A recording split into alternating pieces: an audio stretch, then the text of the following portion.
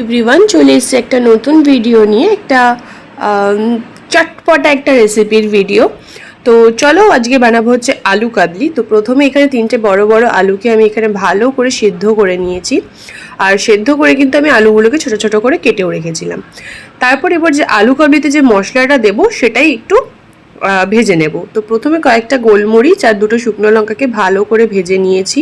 যেহেতু ওগুলোর আঁশগুলো একটু মোটা, তাই সময় লাগে, তাই ওটাকেই আগে ভেজে নিয়েছি। তারপর দিয়েছিলাম পরিমাণ মতো বলতে 1 চামচ মতো জিরা, 1 চামচ মতো ধনে আর হাফ চামচ মতো জোয়ানটা দিলে কিন্তু খুব সুন্দর একটা ফ্লেভার আসে।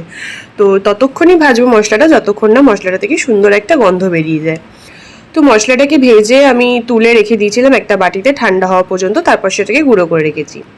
তারপর চলো এখানে দেখিয়ে দিচ্ছি, এখানে আমি ওভারনাইট ছোলা আর মটর ভিজিয়ে রেখেছিলাম, সেগুলোকেই হালকা 5-10 মিনিট জলে ফুটিয়ে নিয়ে একটু সেদ্ধ করে নিয়েছি। খুব মাখা মাখা সেদ্ধ কিন্তু করিনি। সেই ছোলাগুলো আর মটরগুলো দিয়ে দিয়েছি, আর তারপর দিয়ে দিয়েছিলাম আমার ইচ্ছে মতো শেপ আমি করে নিয়েছিলাম। পেঁয়াজ কুচি, শসা কুচি আর টমেটো কুচি দিয়ে দিয়েছি, তোমরা তোমাদের মন মতো করে কেটে নিতে পারো।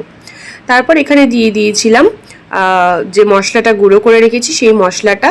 ও হ্যাঁ, লঙ্কা কুচিও দিয়েছিলাম ঝালের জন্য, তোমরা যতটা ঝাল খাবে সেই বুঝে ঝাল দেবে।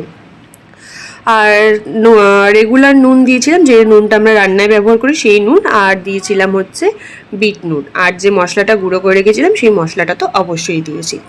আর তেঁতুলটাকেও ভিজিয়ে আমি গুলিয়ে রেখেছিলাম, সেটা তোমাদেরকে আগেই দেখালাম। সেখান থেকেও আমি বীজগুলোকে ফেলে দিয়েছি।